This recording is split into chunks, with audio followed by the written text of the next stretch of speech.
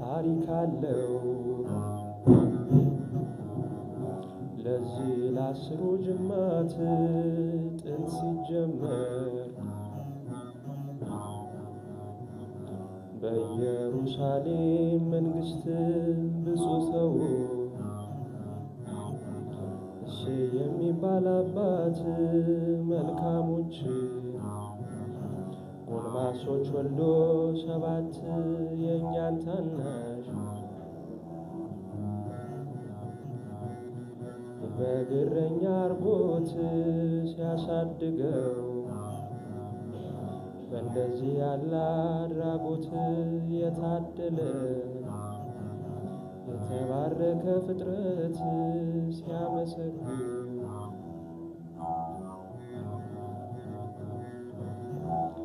በገና በእጀ ከፊት ኮፈንሽ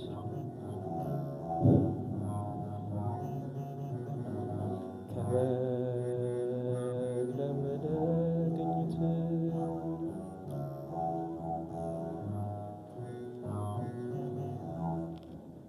እንግዲህ ምናልባት ግጥሙ ሁሉ በገናን እንዴት ተማረ የመጀመሪያው መነሻ አሁን ልጆቻችን ጋር የደረሰው ይሄ በገና መጀመሪያ ሲጀመር ቅዱስ ዳዊት ከእግዚአብሔር እንዴት ተቀበለው የሚለው ነው የተናገሩት አባቶቻችን በዝማሬ ወደ እዚህ ያመጡት ተጽፎም ሳይሆን በዝማሬ ነው ማለት ነውና ምን ይላል ቅዱስ ዳዊት በገናን የተማረው ከምንና ከምንድነው ይላል ከንስርና ከበግ ነው የተማረው ብለው አባቶቻችን ይናገራሉ ማለት ነው ይሄ በትውፊት ያለ በዝማሬ ውስጥ ተቀምጦ የምናገኘው ነገር ነው ማለት ነው ስለዚህ ቅዱስ ዳዊት ገና ልጅ ሳለ በጎችን ይጠብቅ በነበረበት ጊዜ ያደርግ የነበረው ነገር ቢኖር ምንድነው በዙሪያ ያሉትን ነገሮች ለማዳመጥ ይሞክር ነበር ስለዚህ አንደኛው ሲያዳምጠው ከነበረው ነገር ምንድነው በሰማይ ይበሩ የነበሩ አዕዋፋትን ከነዛም ደግሞ ንስርን ነው ስለዚህ እነዚህን ድምጽ እየሰማ ቅኝትን ከነርሱ አገኘ ብለው አባቶቻችን በዝማሬ ውስጥ ይናገራሉ ማለት ነው በዝማሬ ውስጥ ይናገራሉ ከዚህ በኋላ ነው እንግዲህ የኛ ደግሞ ሊቃውንት የኛ ደግሞ በገና ደርዳሪዎች ወደኛ ሀገር አምጥተው እንዴት ባለው ሁኔታ ዘመሩት ቢባል ኢትዮጵያዊ አድርገው ይሄንን በገና 10 አውታር ያለው ቅዱስ ዳዊት 10 አውታር ባለው በበገና ምን እልሃለሁ ይላል እዘምርልሃለሁ አመሰግንሃለሁ ይላል አይደል ስለዚህ እሱን መነሻ አድርገው 10 አውታሩን ሳይቀይሩ ቅርጹን ግን እንደምታዩት ኢትዮጵያዊ ቀለም ያለው አድርገውታል ማለት ነው ይሄንን አሁን ወደ እስራኤል አካባቢ ተሄዱ የቅዱስ ዳዊት በገና ይሄ ነው ተብሎ የሚነገር በገና አለ እነርሱም በውላ ያቁትም ብዙ ነገር ስለጠፋ ማለት ነው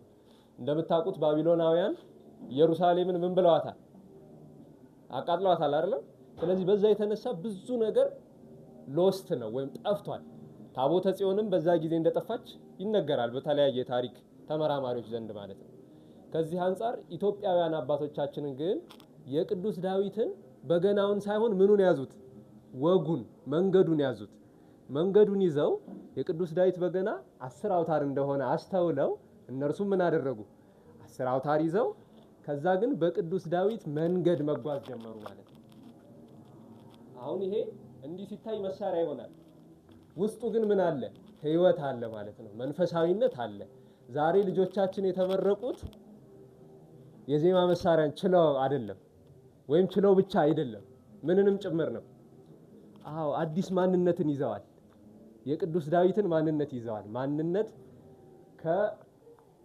የክርስትና መንገድ ከምን እንደው የሚመነጨው ከማንነት አይደለ ስማችን ማን ነውኛ ክርስቲያን ነው የምንባለው አይደለ ክርስቲያን ማለት ምናዊ ማለት ነው ክርስቶሳዊ ማለት ነው ስለዚህ በገና የሚደረድር ክርስቶሳዊም ነው እንደገና ምናዊ ነው ዳዊታዊ አትሉ ዳዊታዊ አይደለ ስለዚህ በቅዱስ ዳዊት የሚሄድ በቅዱስ ዳዊት መንገድ የሚጓዝ ሰው ነው ማለት ነው ስለዚህ ያንን ነው ገንዘብ ያደረገው በገና ሲደረድር መዝሙረ ዳዊትን የሚጸልይ ሰው የዚሁ በረከት ተካፋይ ነው ዛሬ በገና የደረደረ ብቻ አይደለም ሁሉ ጊዜ ጧት መዝሙረ ዳዊትን የሚጸልይ ሰው ጧት ዳዊት በገና እየደረደረ እየሰማው የሚወጣ ነው ማለት ነው ከቤቱ ይሄ ትልቅ በረከት ነው አይደለ አባቶቻችን አስተላልፈው ለኛ ያስቀመጡልን መንገድ ነው ማለት ነው ስለዚህ ይሄንን ገንዘብ አድርገው ብዙዎቹ ሊቃውንት አባቶቻችን ስማቸውን መጥቀስ ይቻላል።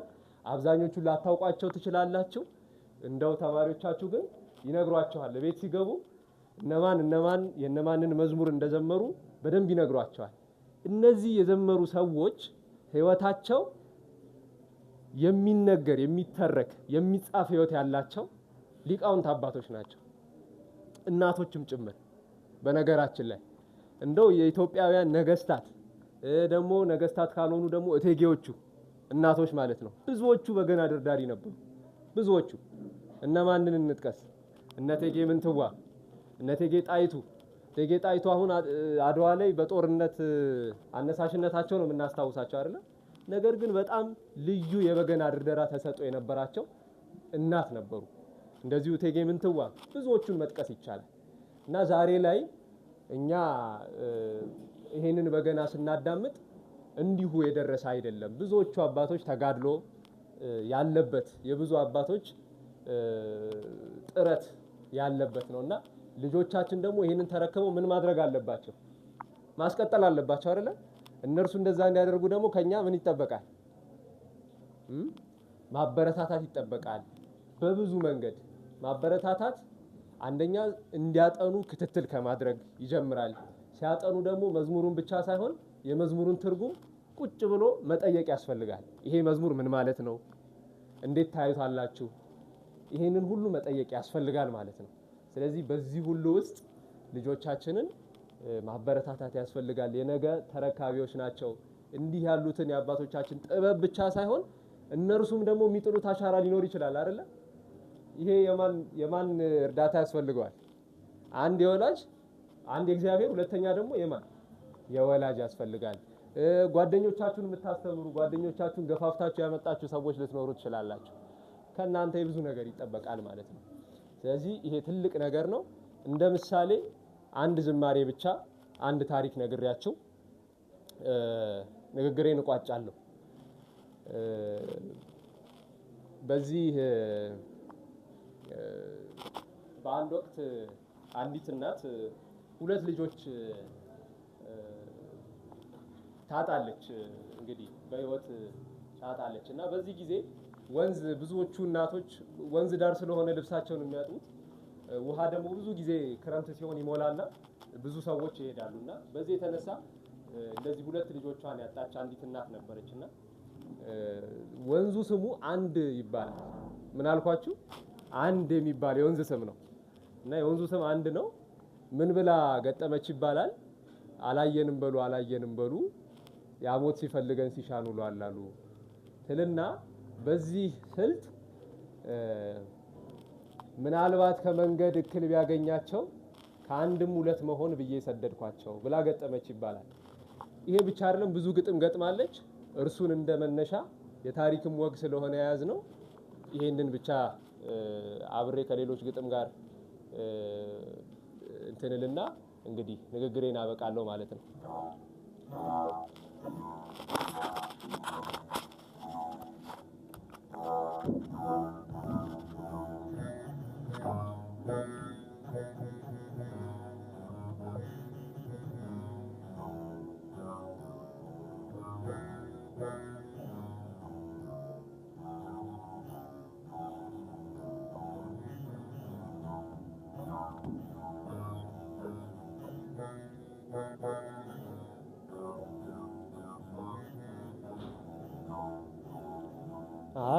አላየንም በሉ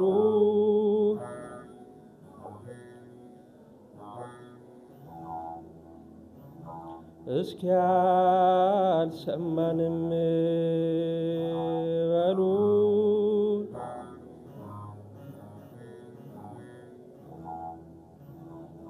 ሞቱ ሲፈልገን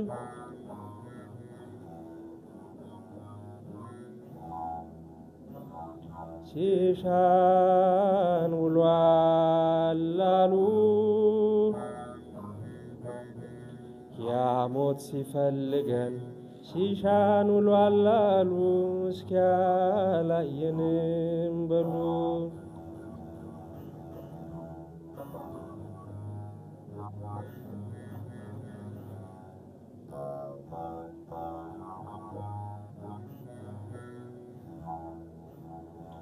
ምናልባት ከመንገድ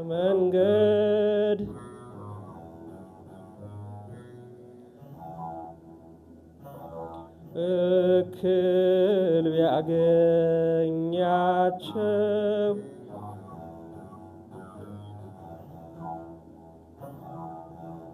ከአንድም ሁለት መሆን ብዬ ሰደድኳቸው ከአንድም ሁለት መሆን ብዬ ሰደድኳቸው እስኪያላየንም በሉ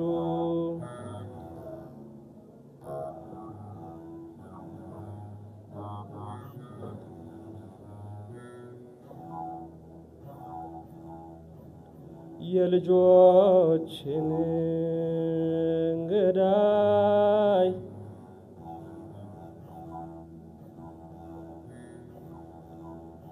እቤት ያገኘሁት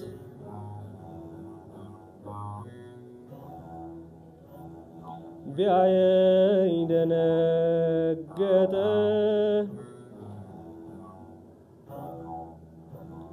ውሃ ቢሆን ተውኩት ቢያየኝ ደነገጠ ውሃ ቢሆን ተውኩት እስኪያላየንም በሉ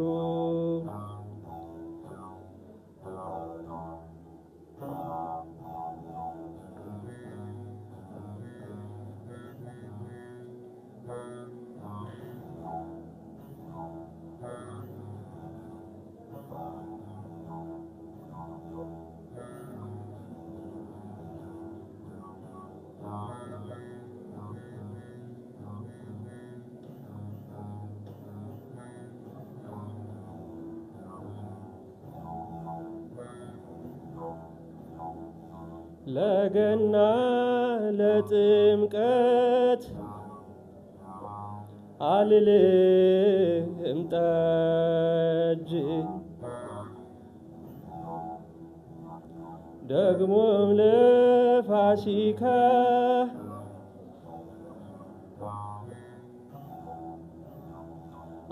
አልልም ጠጅ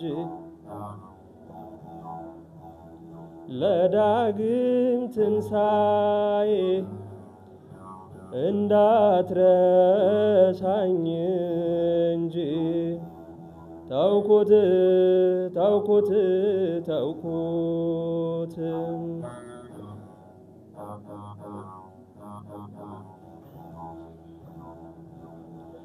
አምላኬን አንተ አልኩት አንቱ ማለት ጥዬ መውደቅ ላይ ቀርልኝ ታግዬ ታግዬ ተውኩት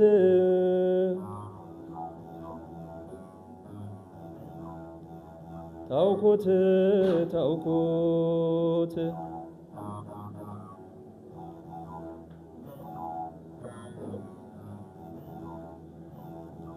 አሁን ምን ቢሆን ነው አንዱ አንዱን አይመስልም ግማሹ ጥሬ ነው ግማሹ ሲበስል የበሰለው ያራል ጥሬውን ሲያማስል ተውኩት ተውኩት ተውኩት